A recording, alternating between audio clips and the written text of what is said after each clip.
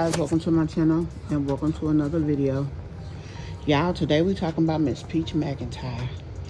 So she went live on TikTok, honey, and it was toxic in the streets of TikTok, baby. She was telling people about her scam guides. And, a few people just asked her a few questions about her little scam guides, about her fix your credit guide, and about the guide that she said she sell about having a business selling waist trainers. And honey, she got offended that they asked her questions about it, as if that isn't part of the sales process. Gathering information about what you are possibly buying, as well as making a decision by educating yourself on the product. That's part of the sales funnel. Honey, she said, bitch, I ain't trying to sell you nothing. So don't be asking me shit. But you actually are on here trying to sell. Moments later, she's talking about other folks in there talking about, look at her, she broke. That's why she on here begging, y'all. And she agreed, yeah, I'm on here begging, but you in here hating. You ain't got nobody to beg. But Peach, you just told somebody that you was not trying to sell them your scam guides. So which is it?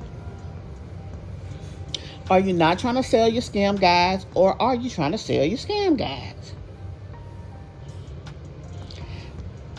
And then another thing they asked her about was the different social media outlets and what they're paying, etc. So she did basically say that she's not making money on Facebook, but she mentioned that she's making a lot of money on YouTube, which pretty much is the same.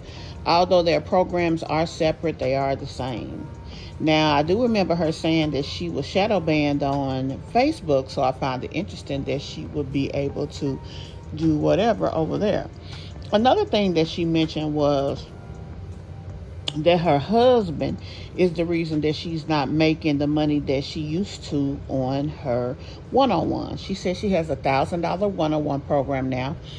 And with a $1,000 one-on-one program, she works with you until you are monetized on at least one social media platform.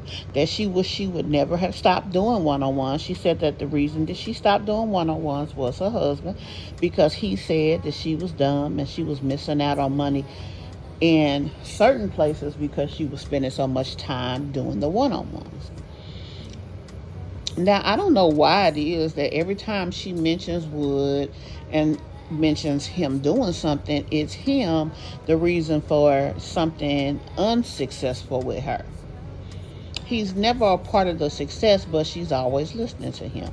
Just like she listened to him when he said, don't show the kids, to the lady who had came to make sure they were safe.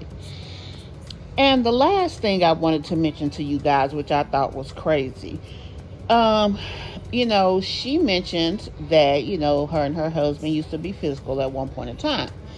And that she is not telling people to stay with people who are physical with them, but if they choose to stay with someone who gets physical with them, there's nothing wrong with them. And it's okay to do that. Now, my question to her is, every situation when it comes to DV is an individual situation. You don't know a person's situation. So why would you take the platform that you have, especially as large as it is, and as uneducated as you are, and try to tell somebody or give somebody advice on that type of thing? Why would you do that? Because you could really be helping with their demise. Now, with some people, it may or may not be a situation, but the fact of the matter is you are taking that situation up on yourself by jumping into it. Just like you took the situation up on yourself to tell people if they don't want their children to call DHS and give them away, give them to them, take them to the fire department. And you are using the fact that a young lady did that. And the thing is, you don't know the whole truth of that story, because she did not end up giving her kids to DHS.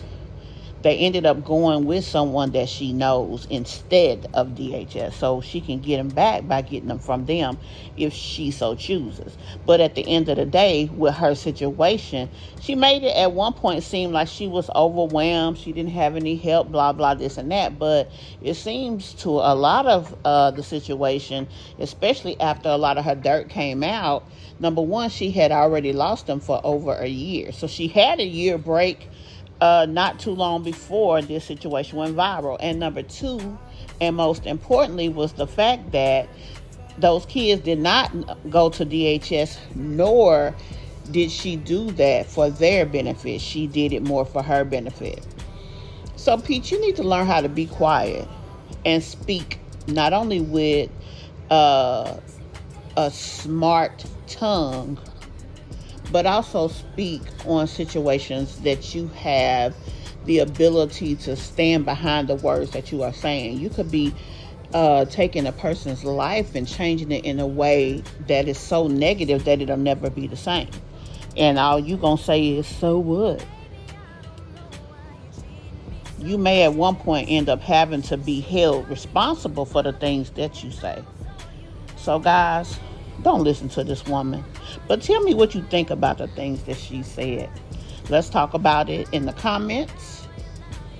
And I'll see you in the next one. Bye.